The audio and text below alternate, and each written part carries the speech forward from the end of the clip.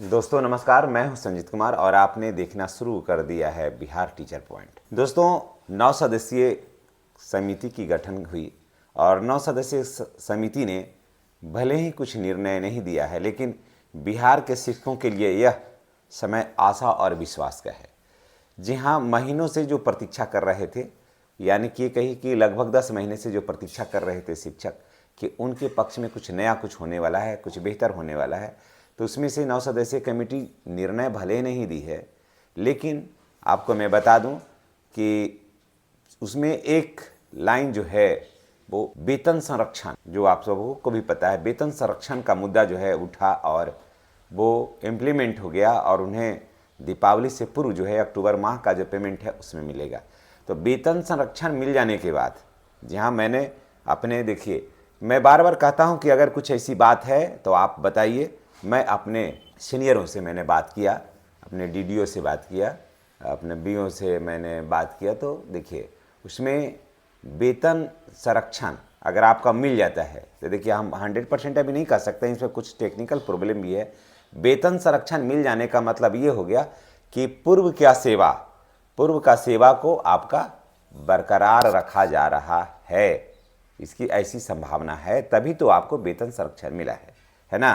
तो यहाँ पर वेतन संरक्षण अगर मिल गया है, अगर मिल गया, क्या मिला, वेतन संरक्षण मिल जाने से सारे शिक्षकों में लगभग 2,40,000 तो विशिष्ट शिक्षक हो गए, और उसके बाद फिर प्रधान शिक्षक हो गए, प्रधानाध्यापक हो गए, उसके बाद विद्यालय अध्यापक यानी कि बीपीएस जो नियोजित शिक्षक TRE1 और TRE2 जो बने नियोजित शिक्षक या विशिष्ट शिक्षक से, उन लोगों को भी फायदा हो जाएगा, इसका उन लोगों को भी फायदा हो जाएगा। तो ये बहुत बड़ी खुशखबरी है। और आइए जानते हैं कि आगे क्या कुछ होने वाला है। देखिए, वेतन संरक्षण एक प्रशासनिक प्रक्रिया नहीं है, बल्कि शिक्षकों के संघर्ष, उसकी प्रतिबद्धता और समर्पण का ये परिणाम है। और वेतन संरक्षण जो है ना, वो राज्य सरकार और शिक्षा विभाग अब उन शिक्षकों के लिए जो नियोजित से विशिष्ट शिक्षक बने, उनकी सेवा को मान्यता, पूर्व की सेवा को, सेवा नहीं कहिए, पूर्व की सेवा को मान्यता दिया, तभी तो वेतन संरक्षण दिया है। और यह पूर्व की सेवा को मान्यता आगे चल करके सेवा निरंतरता के मार्ग को ना ये प्रशस्त करेगा। देखिए, नियमावली में नहीं है सेवा निरंतरता, लेकिन अब देखिए नियमावली में नहीं तो उसमें थोड़ा संशोधन करना होगा, इसलिए सरकार के पाले में है। अब सरकार क्या निर्णय लेती है ये तो अभी सार्वजनिक नहीं है, अभी चुनाव आचार संहिता है। लेकिन अगर यहाँ ये हो गया कि अब गेंद सरकार के पाले में है, और अब देखिए सेवा निरंतरता का मुद्दा जो है वहाँ संशोधन करना होगा, और सेवा निरंतरता मिलने से कई फायदे हो जाएंगे। लेकिन वेतन संरक्षण की बात में अभी फायदा किसको हो जा रहा है, प्रधान शिक्षकों को, प्रधानाध्यापक को, विद्यालय अध्यापक यानी कि बीपीएससी TRE1 TRE2 जो शिक्षक जो बने हैं नियोजित से, उन सारे लोगों को इसमें बहुत फायदा होगा। और सेवा निरंतरता ये नहीं है, सेवा निरंतरता के मार्ग को प्रशस्त करता है, यानी कि उसी के तरफ, उसी के नक्शे पर चलने वाला ये कदम है। और देखते हैं कि उसमें क्या होता है, और सेवा निरंतरता अगर होगा तो कब से होगा। इन सारे बातों पर मैंने राय लिया, और राय लेने के बाद हम आपके समक्ष हैं।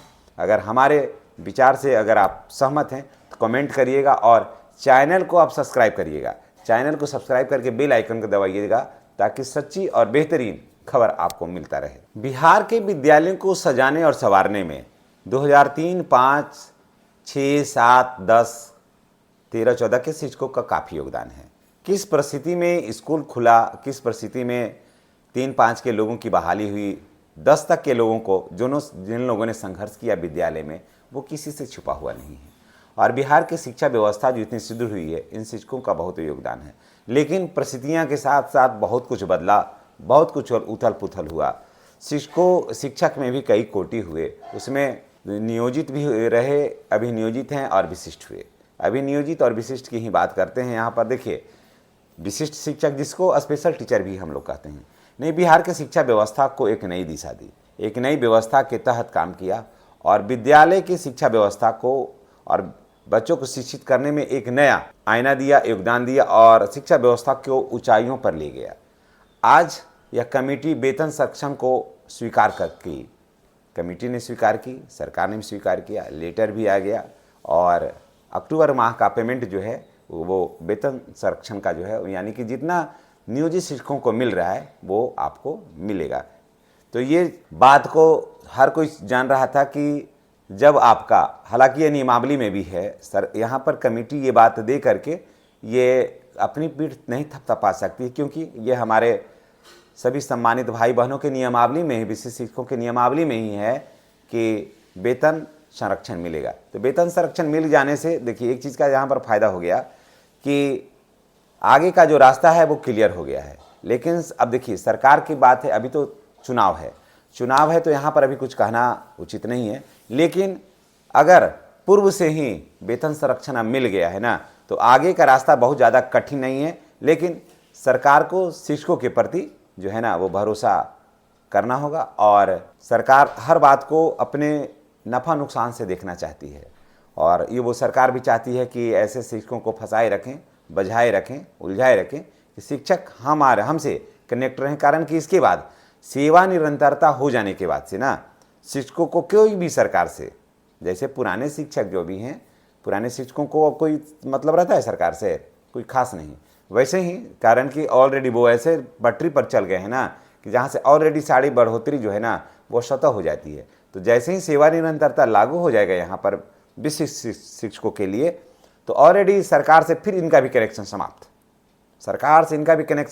समझ गए, सब कुछ ऑलरेडी स्वतः होते जाएगा। देखिए यहाँ पर वेतन संरक्षण जब मिल गया ना, तो समझ लीजिए कि जो शिक्षकों का जो पूर्व की सेवा है उसको मान्यता मिल गया। जी हाँ, वेतन संरक्षण अगर मिल गया, यहाँ अगर मिल गया, क्या मिल ही गया, तो पूर्व के सेवा को मान्यता मिल गया। अब इसका सीधा अर्थ है कि शिक्षक पहले से कार्यरत थे, अब उनकी सेवा निरंतर मानी जाएगी। और अभी ये जो असमंजस था कि विद्यालय में सीनियर कौन और जूनियर कौन, ऐसा हम लोग कर रहे थे, और ऐसा कारण कि देखिए विशिष्ट शिक्षक जो हैं वो TRE 1 के बाद योगदान किया है फिर से विद्यालय में, और BPSC वाले जो शिक्षक हैं वो पहले योगदान किए हैं TRE 1 वाले। तो वहाँ पर लग रहा था कि सीनियर कौन होगा, जूनियर कौन होगा। तो ये आप जान लीजिए कि अब यह फैसला आगे का संकेत देता है, या आगे चलकर सेवा निरंतरता और प्रमोशन, जी हाँ ध्यान रखिएगा, सेवा निरंतरता और प्रमोशन के रास्ते को प्रबल करता है। सीनियरिटी और वेतन वृद्धि के मामले में भी उसकी संभावना को प्रबल कर देती है ना। लेकिन अब देखना यह है कि सरकार इस पर कैसे लेती है संज्ञान, इसको कैसे लेती है। लेकिन अब आगे का रास्ता बहुत ज़्यादा कठिन नहीं है, लेकिन नियमावली में संशोधन करना होगा, और उसके बाद कारण नियमावली में संशोधन करना होगा, सरकार को इस पर बैठना होगा, बैठकर इस पर विचार करना होगा, तभी आगे का रास्ता भी और भी साफ और भी क्लियर हो जाएगा। अभी सब कुछ कहना ठीक नहीं है, लेकिन कमेटी चाहती तो निर्णय दे सकती थी, लेकिन कमेटी जो है वो गेंद जो है ना वो सरकार के पाले में डाल दी है। अब देखिए सरकार उस पर क्या निर्णय लेती है, ये तो आने वाला वक्त बताएगा। अगर वेतन संरक्षण को ही थोड़ा सा और भी उसकी गहराई तक चलते हैं, वेतन संरक्षण के थोड़ा और गहराई तक चलते हैं, कारण कि देखिए जहाँ कुछ मैटर ऐसा होता है तो मैं उसे एनालिसिस अपने स्तर से करता हूँ, अपने सीनियरों से मैं बात करता हूँ, और मैं उनसे पूछता हूँ, जानता हूँ, कारण कि वो लोग पूरे सिस्टम को देखते हैं, चलाते हैं, तो मैं उनसे पूछता हूँ, मैं जानना चाहता हूँ कि आखिर क्या है। देखिए उन लोगों का कहना है कि पे प्रोटेक्शन हो जाने से उनका जो है ना सबसे बड़ी बात है कि ये साफ हो गया कि ये विद्यालय में सीनियर है, इनकी सेवा पूर्व से है, ठीक है। तो इसमें क्या होगा कि इनको प्रमोशन का अधिकार मिल सकता है, यहाँ प्रमोशन का अधिकार मिल सकता है। नियमावली में अभी क्या वर्तमान नियमावली में है कि विशिष्ट शिक्षकों को कि सेवा के 8 वर्ष के बाद और 12 वर्ष के बाद प्रमोशन होगा, है ना, ये अभी है जैसा कि आप जानते हैं। लेकिन और यहाँ पर नियमावली में ये नहीं है कि मिलेगा निरंतरता, सेवा निरंतरता नहीं है। तब अगर वेतन संरक्षण हो गया है, तो उसका रास्ता भी खुलेगा इसी आधार पर, और इस आधार पर अगर सरकार टाल मटोल करती है तो शिक्षक कोर्ट जा सकते हैं वेतन संरक्षण को लेकर कि जब हमारा वेतन पीछे से मिल रहा है तो इसका मतलब साफ है कि हम पूर्व से कार्यरत हैं तो हमें प्रमोशन मिलना चाहिए।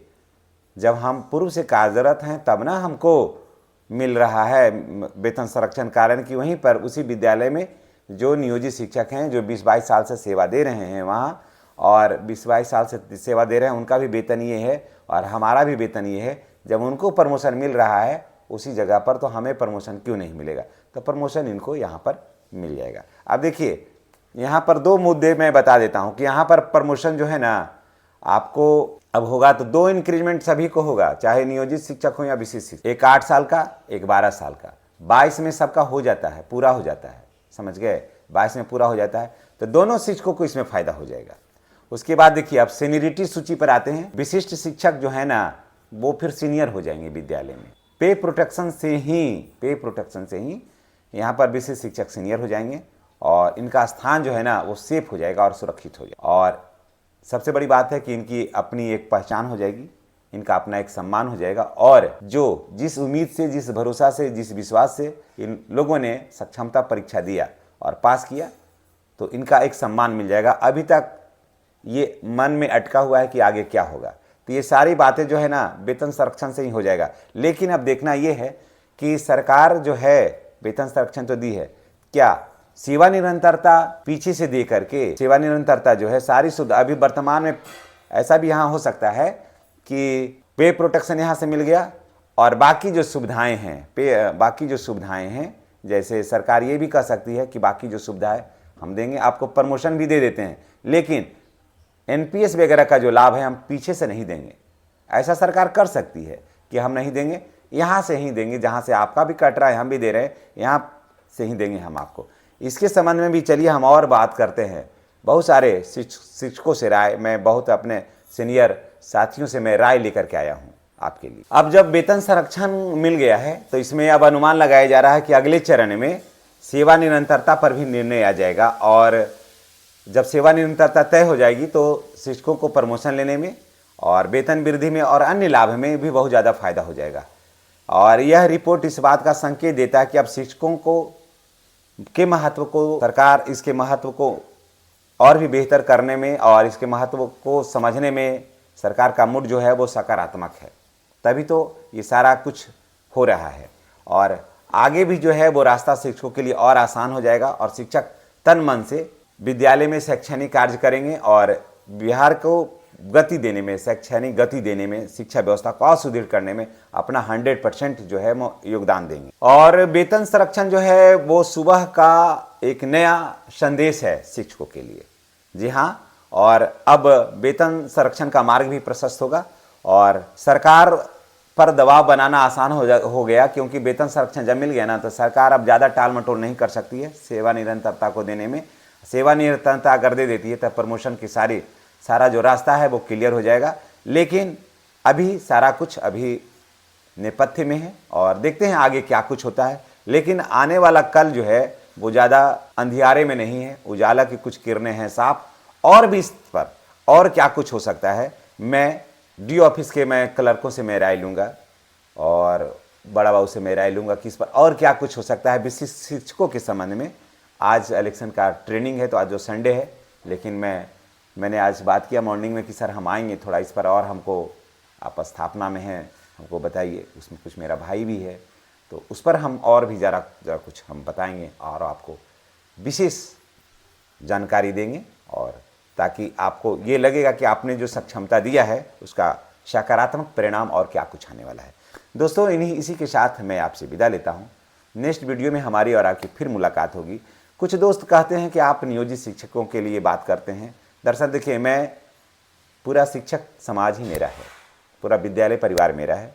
हर लोगों के मुद्दे को मेरा उठाना मेरा फर्ज है, सकारात्मक, और जो सही रहता है वो झूठी सच्ची नहीं, पॉलिश लगा कर नहीं, क्योंकि मैं स्टेट लैंग्वेज में बात करना पसंद करता हूँ।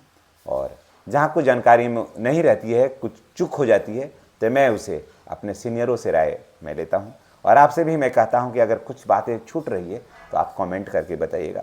बहुत सारे हमारे साथी हैं, सम्मानित भाई बहन हैं, वो सकारात्मक कमेंट करते भी हैं। मैं उनका कमेंट का मैं प्रतीक्षा करता हूँ, बेसब्री से इंतज़ार करता हूँ।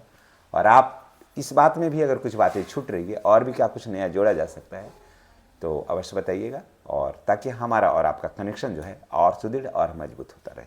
इन्हीं बातों के साथ मैं आपसे विदा लेता हूँ। नेक्स्ट वीडियो में हमारी और आपकी पुनः मुलाकात होगी। चैनल पर नए हैं तो चैनल को सब्सक्राइब करिए, बेल आइकन को दबाइए ताकि वीडियो का जो नोटिफिकेशन है आपको मिलता रहे। इसी तरह का सच्ची और अच्छी खबर के लिए आप हमेशा कनेक्ट रहें। धन्यवाद।